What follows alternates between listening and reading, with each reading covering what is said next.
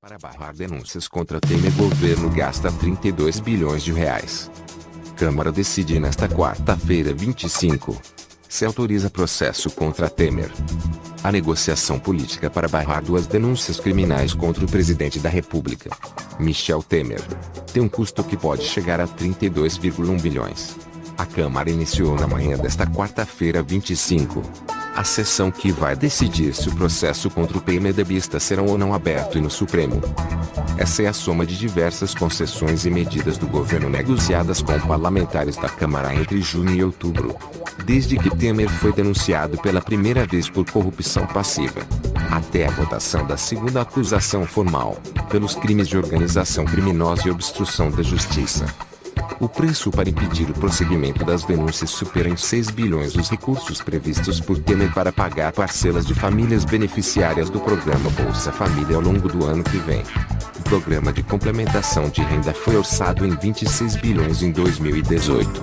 Também é maior do que o custo total para a construção da usina hidrelétrica Belo Monte, atualmente estimado em cerca de 30 bilhões. Temer precisa de 172 votos a seu favor, ausências ou abstenções para barrar a segunda denúncia. Na primeira votação, ele obteve 263 votos. Segundo aliados, o presidente tem 240 votos garantidos, mas poderá chegar a 270 votos.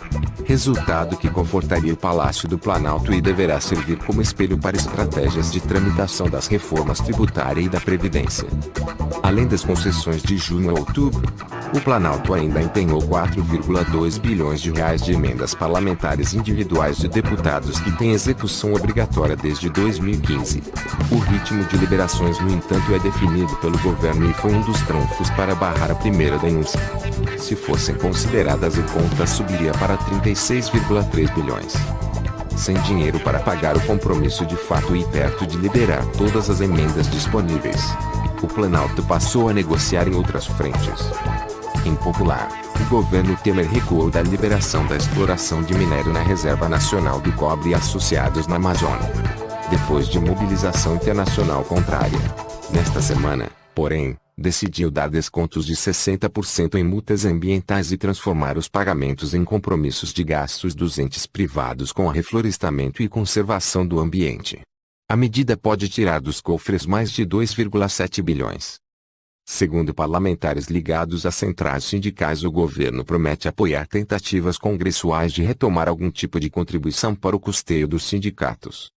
O governo indicou também que vai desistir de privatizar o aeroporto de Congonhas, São Paulo, cujo leilão poderia arrecadar 6 bilhões.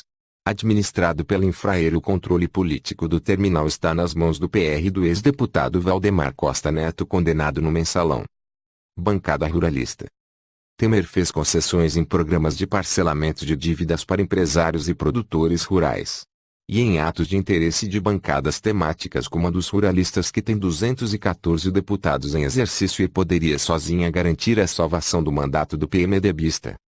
Pleitos antigos da bancada foram atendidos recentemente pelo governo. Os ruralistas já haviam sido agraciados com um pacote de descontos nas alíquotas de contribuição para o Fundo Rural, Fundo de Assistência ao Trabalhador Rural, usado para custear aposentadorias, e condições mais benéficas para quitar dívidas com o fundo, cujo prazo de adesão foi postergado para novembro. Até agora, o governo não recorreu de um projeto de resolução do Senado que anistia um passivo de 17 bilhões não pagos ao Fundo Rural.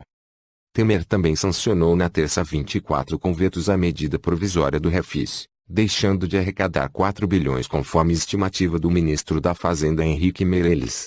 A pasta era contrária à renúncia. O ministro Eliseu Padilha Casa Civil negou que essas decisões do governo tenham sido influenciadas por acordos em troca de apoio nas votações. Para barrar denúncias contra Temer, governo gasta 32 bilhões de reais. Câmara